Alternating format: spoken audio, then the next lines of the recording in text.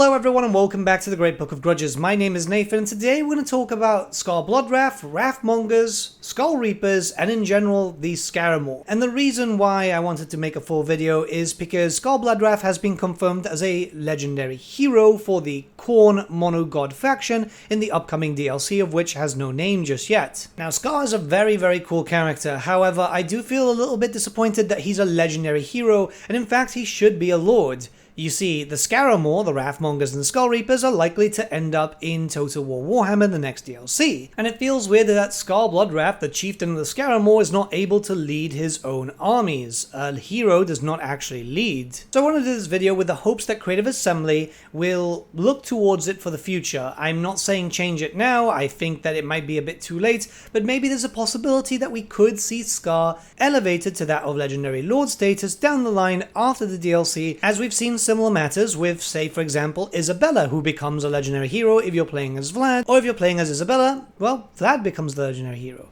That technology does exist. So let's start off with some context. The Skarr are a tribe in the Northern Chaos Wastes. They were introduced during the End Times, however the lore actually states that they've existed for thousands of years, mostly staying in the Northern Wastes, barely actually traveling through the Sea of Claws. This explains as to why most of the Imperials, High Elves and so on would not actually know of the existence of the Skarr. But the Skarr was still very favoured by Khorne. You see, rather than fighting the puny manlings in the south, they spent most of their time in the Northern Chaos Wastes fighting other god-devoted tribes, that of Nurgle, Slaanesh, Tzeentch, and even likely some other Khornate tribes to be able to get Khorne's favour. This is why you see the Skarr on screen being very heavily mutated as they are. The Wrathmongers are essentially demonkin at this point, which is the fine line between humanity and full-blown demon, and the Skull Reapers, the ones on the left, are incredibly mutated too. Just not to such a degree, but still noticeably enough. One thing needs to be stated here is it's not known if the Skarr are Norscan, Kurgan, Tong, and so on. It's been stated in the End Times book that they might be their own culture, which does make sense as a tribe getting larger and larger and essentially dominating the Northern Chaos Waste would start taking control of the areas, but it is fairly important to note as the End Times did give them a higher regard than expected from most tribes. Now, while all of them have been elevated in the eyes of Khorne, chief among them is Skarr Bloodwrath, a character that we know in lore when he was very young, slew the chieftain of the Skarr and essentially took over. Since then, he had done some pretty impressive feats, like for example killing a Keeper of Secrets, a Tzeentchian Weird Spawn, and while we don't know the full context of the Skarr, considering that the End Times basically destroyed the Warhammer world and then we just don't know other information, it has been known that he's been killing and killing constantly. But it wasn't until he himself was felled where he was finally elevated into a very high prestige by the Lord of Blood, Khorne himself. You see, before he fell, Skarr had slain 999 Tzeentchian worshippers, only to be cut down by a Tzeentchian sorcerer shortly after. At that point, in most cases, you failed. You would be cast into Khorne's realm for eternal punishment. However, Khorne did notice the very promising acts that Skarr had done and had decided to revive him. Not once, but until the end of days. Anytime that Skarr is now killed, he will resurrect and continue his bloody rampage. Effectively, Skarr has a stupid amount of chances to do what many Chaos Warriors dream of, become a Demon Prince, and the only way that he can do that is by proving himself to Khorne. Since he can keep reviving in a very similar way to Morgor or the Shadow gave, then it's only a matter of time until he'd be able to do so. However, it is important to note here that every time Skarr does get revived, he does lose a piece of himself, meaning that he is slowly slipping away to that of Chaos Spawndom, which makes sense. At the end of the day, if he's still failing, eventually Khorne's just going to get bored of him and just turn him into a spawn. But as you can see, he is elevated. Further to this, the End Times does specifically say that Skarr was on his way to demonhood, and it would only be a matter of time. I don't know what's happened to him in Age of Sigmar if he actually became one, but let's not get confused with the time ways. But another point here is in that same page, this is I believe page 26 of the End Times book, you also get a little bit of a comparison here. Amongst all the warriors of the Skarr, only the Gore Queen Valkyria dared oppose Skarr. She too was held high in Khorne's regard, and the Blood God's blessings had redoubled following her slaughter of the Nagarothi. So it's kind of putting Skarr and Valkyria the Bloody in the same level in terms of player power and in general favor from Khorne. This is where the comparison jumps in. You see, now Valkyria is a legendary lord. She's playable through the Champions of Chaos. So it would make sense for Skarr, who's held in a similar regard, to be a lord option 2, going by basic lore. Again, the character is a chieftain, not a servant.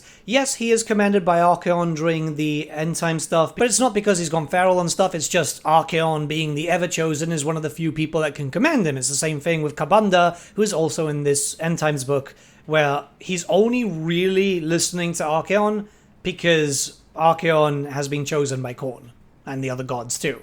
Not only that, but Silening Grim has been introduced as the other legendary hero for the Khorne DLC. Now, Sile is a member of a Norskin tribe. However, during the end times, once again, he had destroyed his tribe. It's a bit of a weird point because there's canon conflicts here. We do have a little paragraph here that says, Silening Grim had been one of the Skarr since he had joined them in obliterating his old tribe.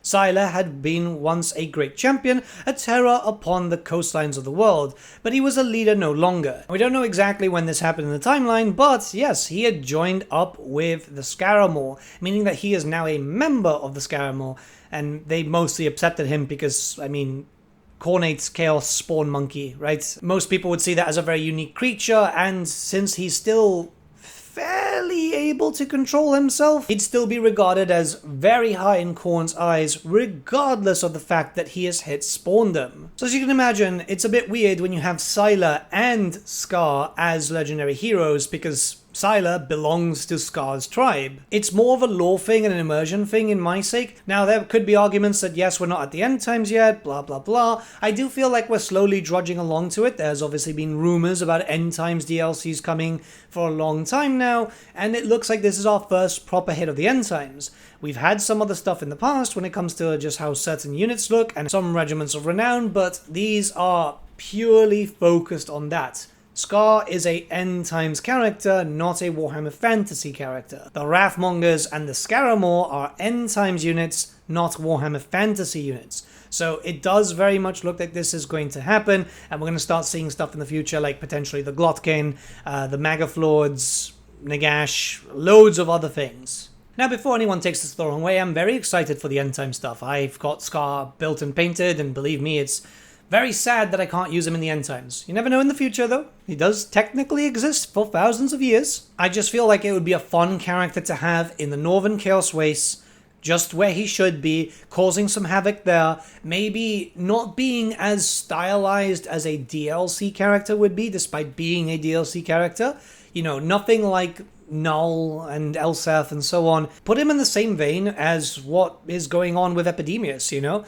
Have the basic mechanics for Khorne, and then just something to add to that, and there you go. It doesn't have to be a massively different campaign. There's still a Khorne faction by the end of the day, where, yeah, they're just going to be killing stuff. They're not really moving around and doing much other than that. At the end of the day, if they're stuck as just a legendary hero, I mean, that's fair. Maybe that's just limitation set from Games Workshop or whatever, but I'd love to hope that they could look towards the future and go, yeah, we could turn him into a lord down the line. They don't have to publicly confirm that that's something that they'd be looking at or whatever, but it would be a nice surprise to see that further down the line. I think it's too late for like that to change for the DLC. We're in September, we're expecting this DLC around November, December, so a lot of work is probably already done. I've made my voice known to a member of CA staff, but I know that a video is generally better because if you guys agree that, you know, there's more people actually talking about it, it ends up becoming a bigger point for them to look at, right? I don't know, it just feels weird. Let me know what you guys think in the comments below. Maybe I'm wrong, maybe you guys just prefer him as a legendary hero, that's perfectly fine too.